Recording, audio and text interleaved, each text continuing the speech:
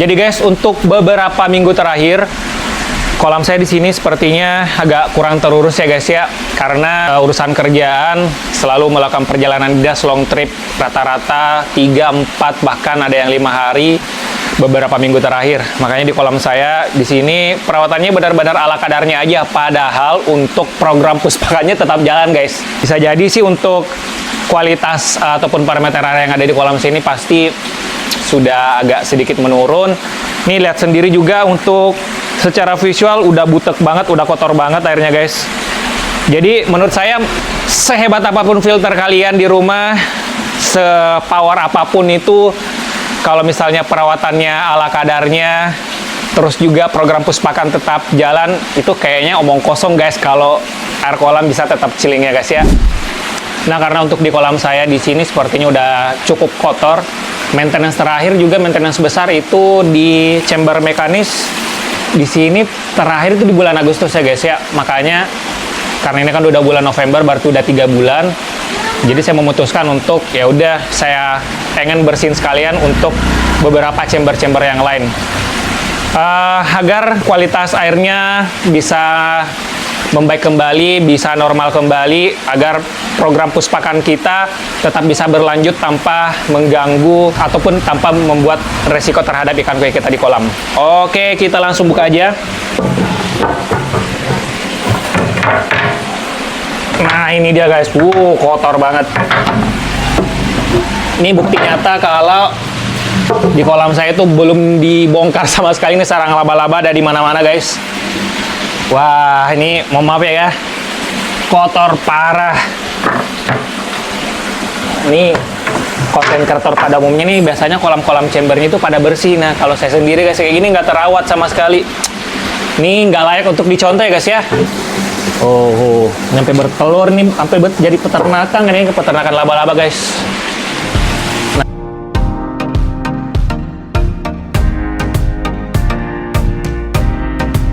Dan seperti biasa, sebelum kita melakukan maintenance besar seperti mencuci filter yang ada di chamber kita, ada beberapa hal yang perlu kita perhatikan terlebih dahulu ya guys ya. Seperti kita wajib untuk mempuasakan ikan koi yang ada di kolam kita. Karena apa? Biar aman guys, nggak gampang stres. Kemudian wanti-wanti kalau misalnya puasa itu untuk menghindari ikan buang feses segala macam yang akibatnya apa itu membuat amoniak naik yang ada di kolam. Gitu aja sih guys. Nah, selain itu, selain kita puasakan, kita harus naikkan flow rate dari aerator. Nah, kalau saya di sini yang biasanya masuk ke MBBR, ini saya full. Biasanya saya bagi MBBR dengan yang ada di kolam. Nah, sekarang ini saya harus tembakkan full masuk ke kolam nih guys. Jadi 100% masuk kolam. Kemudian ini saya ada aerator cadangan juga. Ini guys, aerator cadangan. Nah, udah saya siapin di sini. Nanti tinggal dicolok aja guys. Nah, ini udah full aerasi di kolam. Nah, sekarang kita tinggal tutup bagian chamber-chambernya guys. Oh ya, pompanya kita matiin dulu ya. Ini pompa mesin kita matiin. Sekarang pompa 2 kita matiin juga. Pakai jatuh segala. Nah, sekarang kita tinggal kuras untuk airnya guys. Ini kita kuras. Kita akan kuras secara bertahap ya guys ya. 3 dulu, habis itu nanti selanjutnya next di chamber 4 dan seterusnya. Ini udah mulai kering di chamber 3, saatnya kita cuci. Nah, untuk di sini saya cucinya cuman seperti ini guys ya. Nah, tinggal siram aja masuk ke dalam kayak gini. Seperti itu. Tuh, terdengar nggak guys? Suara airnya.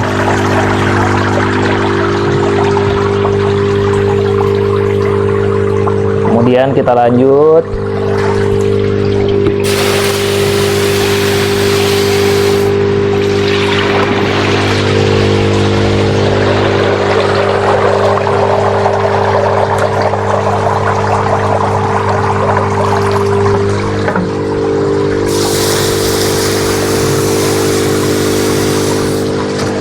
siram lagi. Oh ya, mungkin sedikit saran buat teman-teman di rumah, pada saat melakukan pencucian filter, sebisa mungkin gunakanlah air yang ada di kolam ya guys ya. Kenapa kita sebaiknya menggunakan air yang ada di kolam untuk mencuci media filter yang ada di kolam kita, agar tidak terlalu mengganggu koloni bakteri yang ada di kolam kita guys.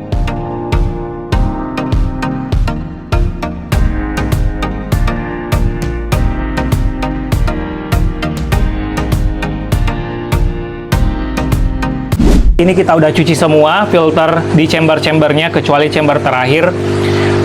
Ini memang nggak perlu kita cuci karena ini chamber pompa doang. Paling media filter yang lain cuman ada oyster shell. Nah, setelah itu kita tinggal isi kembali air yang baru.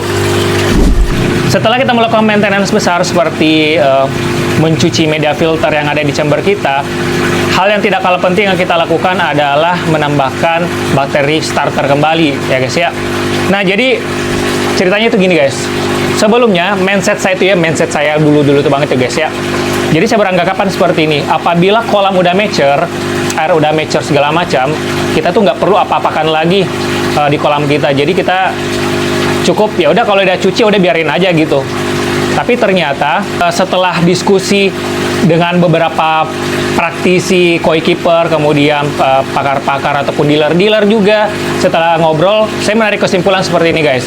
Jadi setelah kita melakukan maintenance seperti mencuci filter, backwash, ataupun water change segala macam, ternyata itu bisa mengurangi jumlah ataupun koloni bakteri yang ada di chamber kita. Nah, kita tugasnya apa guys? Yaitu adalah gimana caranya mengembalikan lagi atau meregenerasi kembali bakteri-bakteri tersebut agar jumlahnya bisa kembali stabil lagi. Kenapa kita harus berpikiran gimana caranya kita menstabilkan kembali jumlah bakteri yang ada di kolam kita? Yang pertama, dampaknya jika kita tidak melakukan penambahan bakteri starter atau mempercepat regenerasi bakteri yang ada di kolam kita. Yang pertama itu adalah jika metode puspakan kita sama, baik itu sebelum ataupun sesudah pencucian filter ataupun maintenance media filter, itu kan jumlah bakterinya kan berbeda tuh sebelum dan sesudah. Nah, sementara metode puspakan kita kan sama aja tuh. Jadi polusi yang dihasilkan di kolam itu tetap sama, misalnya sama jumlahnya. Sementara jumlah bakterinya itu kurang guys untuk mengolah polusi tersebut. Nah, akibatnya apa? Parameter airnya pasti akan turun. Jadi amoniak, nitrit, nitratnya pasti akan otomatis naik. Nah, teman-teman udah pasti tahu kan kalau apabila amoniak, nitrit, nitratnya itu yang ada di kolam. Nah, itu yang pertama. Kemudian yang kedua, apabila kita tidak menambahkan bakteri starter, jadi di kolam kita kan itu ada berbagai banyak jenis bakteri. Nah, kita kita bagi dua kelompok aja guys ya, bakteri baik dengan bakteri kurang baik. Bakteri kurang baik kita sebut aja patogen ya. Nah, jadi kedua kelompok tersebut, bakteri baik dengan bakteri patogen itu sebenarnya itu saling memangsa di kolam kita.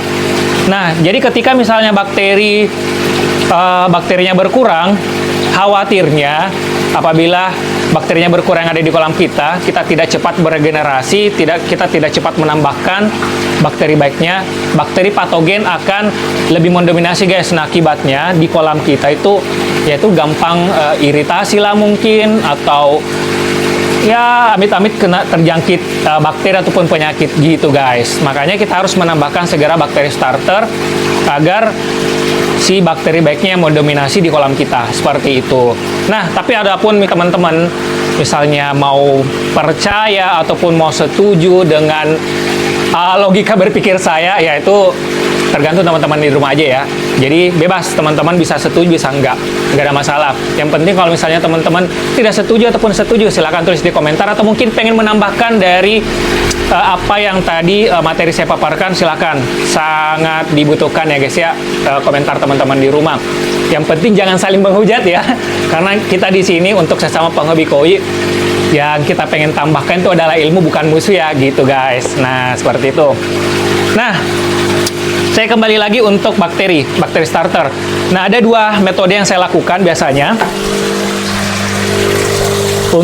agar regenerasi bakteri baik di kolam saya itu bisa cepat stabil. Yang pertama itu adalah seperti yang kita lakukan tadi guys ya, itu pada saat pencucian filter kita menggunakan area yang ada di kolam agar tidak terlalu mengganggu koloni-koloni yang ada di koloni bakteri yang ada di kolam kita. Yang kedua itu kita tambahkan bakteri starter seperti ini. Biasanya saya menggunakan Sikem guys, tapi kalau teman-teman di rumah pengen menggunakan bakteri starter yang lain silakan aja ya, monggo aja. Bebas, tergantung teman-teman mau percaya atau lebih percaya menggunakan produk apa, bebas. Tapi kalau saya sendiri menggunakan Sikem Stability seperti ini guys.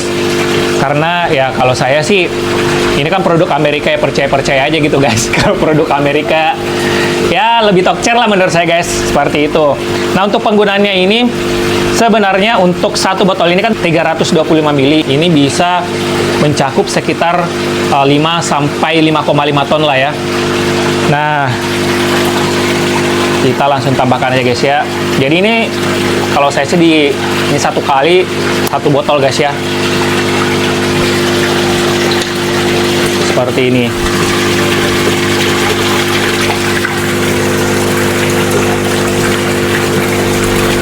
Seperti itu guys.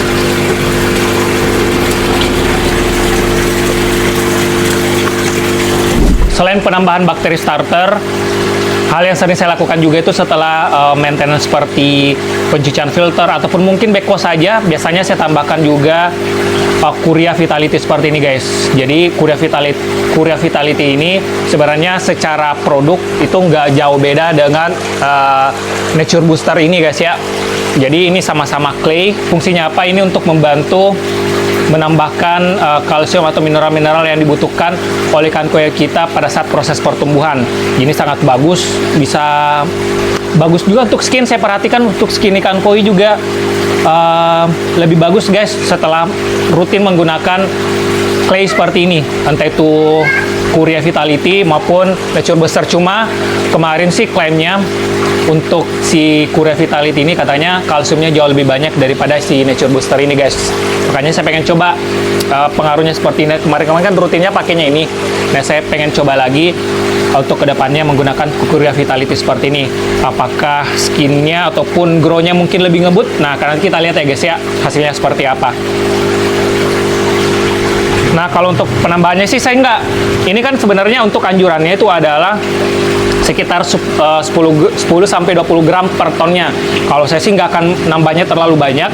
Karena apa? Biar di air kolam itu nggak terlalu kelihatan keruh. Biasanya kalau saya terlalu keruh, ikan-ikan saya yang ada di kolam itu guys, itu gampang stres guys. Biasanya tuh ikan nabrak sana sini, khawatirnya gitu. Kalau misalnya nabrak itu khawatirnya beninya bisa lecet gitu. Jadi saya biasanya nambahnya dikit-dikit aja. Tapi rutin saya lakukan guys, hampir tiap hari. Kalau misalnya saya lagi sempat ya, gitu.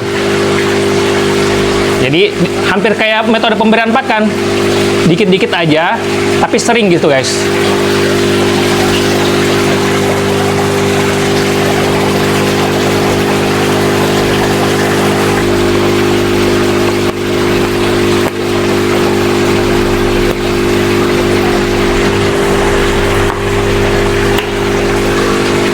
Oke guys, mungkin itu aja dari saya.